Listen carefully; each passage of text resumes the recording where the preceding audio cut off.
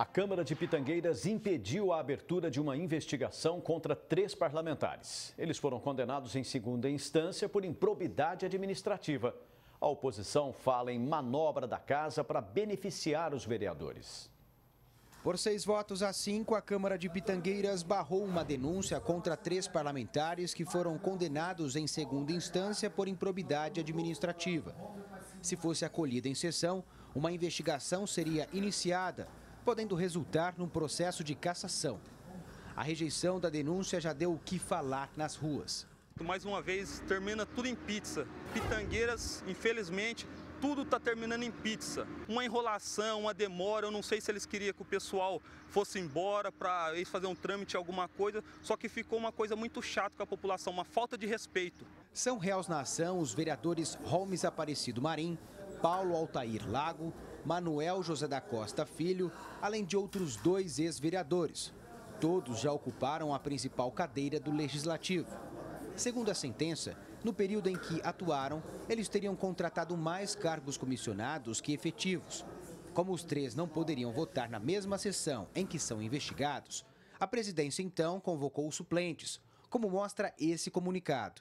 Mas uma reunião, minutos antes da sessão, impediu a participação de todos eles. Aconteceu aqui ontem na Câmara uma manobra. Rasgaram o regulamento interno da casa, descumpriram a Constituição. Esse fato é um fato que já houve antes na casa e a condução foi totalmente diferente do que houve aqui ontem. A oposição acredita que houve um grande acordo para tentar salvar os 3 vereadores. E isso pode ter sido articulado pelo departamento jurídico da casa, que conseguiu desmembrar essa denúncia em 3 partes para que os mesmos parlamentares denunciados também pudessem votar. Ou seja, eles não puderam votar na própria denúncia, mas sim na dos outros condenados. Demonstra, aparentemente, um conchavo entre os vereadores que estavam na denúncia, porque um votou para arquivar a denúncia do outro. Pedi até para constar em ata que a minha posição é que a denúncia não poderia ter sido desmembrada e votado separadamente. Nós teríamos que ter votado a denúncia de uma maneira única, porque foi uma denúncia contra os 3 vereadores. O presidente da casa admite que a denúncia poderia ter sido acolhida. Acatar a denúncia é uma coisa, e você caçar é outra, né? Então, é uma denúncia. Então, eu acho assim que não teria problema nenhum. Os 3 vereadores foram encontrados, mas não deram detalhes sobre o que aconteceu na sessão de ontem. Manuel José da Costa tentou fugir da entrevista. Você quer dar um posicionamento sobre a denúncia de ontem, sobre a sua denúncia? Nada a declarar, não. Nada a declarar? Paulo Altair diz que ainda cabe recurso. Você não gostaria de falar com a gente? Nós estamos com o projeto sendo julgado em São Paulo, nós cabemos recurso, então no momento não vamos... Houve um acordo entre vocês para acabarem se salvando ontem? Não teve acordo ainda. Não teve acordo? Você não quer falar com a gente? No momento não. Obrigado.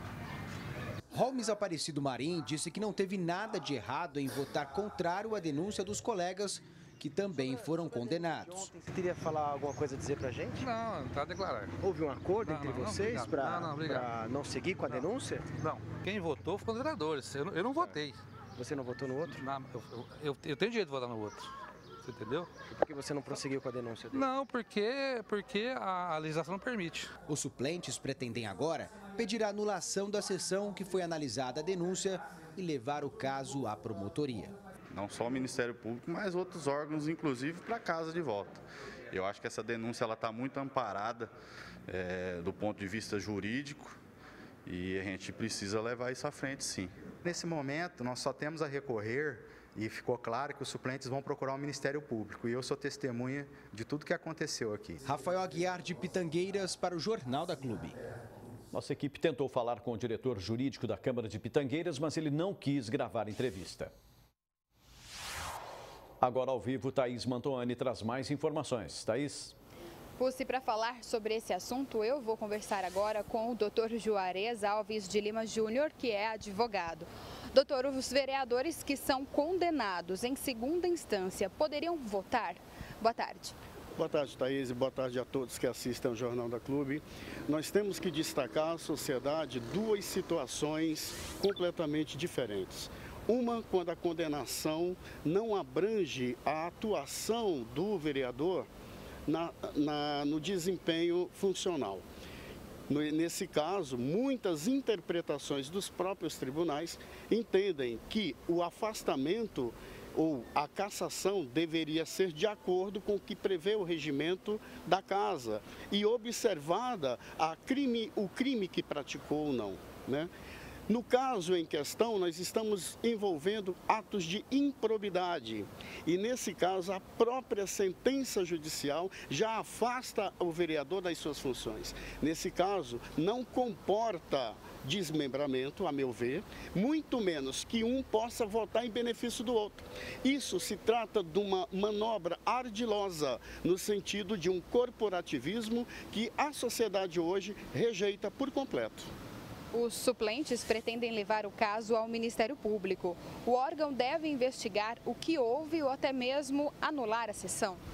Quando se verifica vício, como é o caso que se desenha, né, de uma manobra ardil, no sentido de mantê-los ainda no exercício funcional, em que pese condenação por improbidade administrativa, o Ministério Público tem poder de acionar o Judiciário juntamente com os suplentes e deles obter a garantia do exercício da função ante o afastamento desses nobres vereadores.